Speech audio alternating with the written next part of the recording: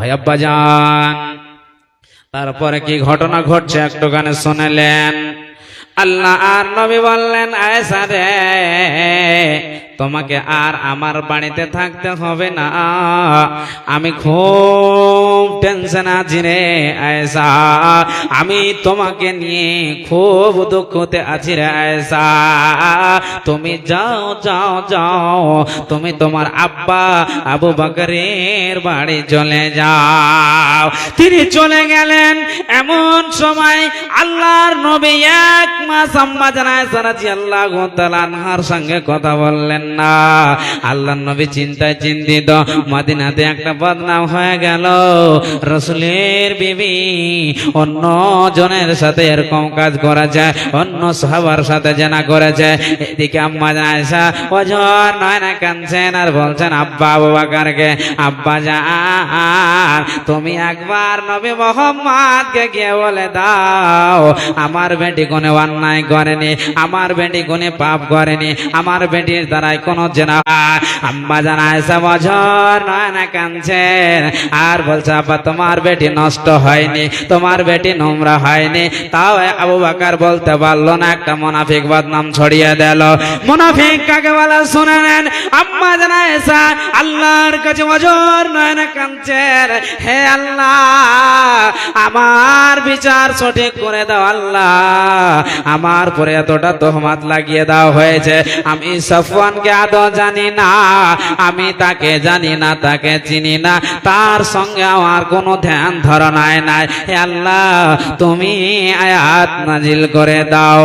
আল্লাহর কাছে দোয়া করে দিলেন। রব্বুল আলামিন এক মাস পরে বন্ধুরে সূরা নূরের আয়াত নাজিল করে দিলেন। আল্লাহ তাবারক ওয়া তাআলা আয়েশার দোয়া মুহাম্মদের দোয়াকে কবুল করে নিলেন। সঙ্গে সঙ্গে আল্লাহ এক মাস পরে আয়াত নাজিল করে দিলেন। আল্লাহ তাবারক ওয়া তাআলা কি বলছেন শুনে নেন। মুনাফিক কাকে বলে? আল্লাহ তাবারক ওয়া তাআলা হুমুল কাযিবান। মহান আল্লাহ স্পষ্ট ভাবে বলে দিলেন, পৃথিবীর বান্দারা, হে মুহাম্মদ তুমিও কান খুলে শুনে নাও, যারা আয়েশার প্রতি তোহমাত লাগিয়েছে, যারা আয়েশার প্রতি মিথ্যায় তোহমাত লাগিয়েছে, যারা আয়েশার প্রতি তার ইজ্জতে আবরুতে যারা দাগ লাগিয়েছে, আয়েশা নোংরা মহিলা, আয়েশা বাজে মহিলা, তোমাকে বলেছে তুমি আয়েশার সঙ্গে কথা বলো না। মুহাম্মদ শুনে নাও, তোমার বিবি নোংরা নয়, তোমার বিবি নোংরা নয়। ওতে মুহাম্মদ শুনে নাও, যারা মিথ্যায় আশ্রয় নিয়েছে মুহাম্মদ তাদেরকে বলে দাও, আয়েশার যারা জেহমাত জনার তেহমাত লাগিয়েছেন, যারা জেনার ব্যাপারে নিজেই বক্তব্য রেখেছেন, মদিনাতে বদনাম ছড়িয়েছে, তাদেরকে বলে দাও, তাদেরকে এক নয় দু নয়, তাদেরকে চারখানা গাওয়াই নিয়ে আসতে হবে রে, তাদেরকে সাক্ষী নিয়ে আসতে হবে। মুহাম্মদ বলে দাও, তাদের যদি ক্ষমতা থাকে, তাদের যদি শক্তি থাকে, আব্দুল্লাহ বিন উবাইকে বলে দাও, মিস্তাকে বলে দাও, হামনাকে বলে দাও, এদেরকে বলে দাও, তোমাদের যদি পাবার থাকে, তোমাদের যদি ক্ষমতা থাকে, তবে তোমরা এক নয় দু নয় চারখানা তোমরা সাক্ষী নিয়ে আসো।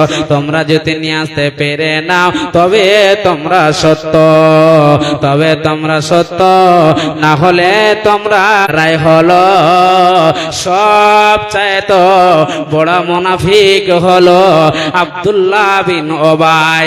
এত ভালোবাসা বিশ্ব নবীর বিবির সঙ্গে কেমন করে বদনাম ছড়িয়ে দিল। বলার মানে বন্ধুরে, আল্লাহর তরফ থেকে যদি আয়াত নাজিল না হতো, হতো বিশ্ব নবীজি আম্মা জান আয়েশাকে নিজের কাছে রাখতো না। কিন্তু আল্লাহ আয়াত নাজিল করার পর সব দূর হয়ে গেল, সব সন্দেহ দূর হয়ে গেল, কোনো টেনশন থাকলো না। ভাই আব্বাজান বোঝা গেল? বুঝতে পারলেন? মুনাফিক ওকেই বলে ভালো বাড়িটাকে কেমন করে নষ্ট করছে গো। মুনাফিক ওকেই বলে আপনার থালিতেই খাবে, আপনার বাড়িতেই খাবে, আপনার বাড়িতেই থাকবে, আর আপনার থালিটাকে ফুটা করবে, একেই বলে মুনাফিক। কথা বুঝতে পারছেন? আপনাকে আর একটি আয়াত আপনাদেরকে দিই।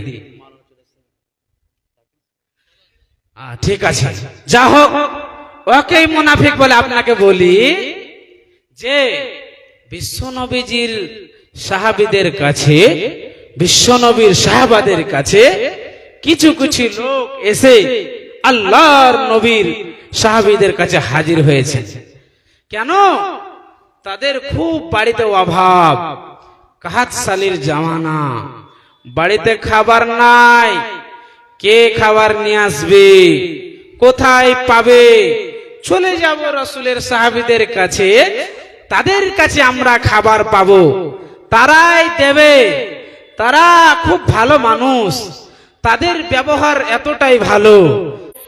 একজন, আমি কাউরের উল্টো কথা বলি না, একজন দিনের যারা আল্লাহর প্যারা বান্দা, যারা দিনের দুশ্মন, দিনের বিরোধী আছে, অনেকগুলো হিন্দু ভাইরা বলেন, আপনাকে একটা কথা বলি, তারা যদি বলে কতজন ইমান নিয়ে আসছে, ডাইরেক্ট ইমান নিয়ে আসতে পারবে না গো, ডাইরেক্ট তাকে ইমানদার বলা যাবে না, আগে তাকে কালেমা পড়তে হবে, আগে মুসলমান হতে হবে।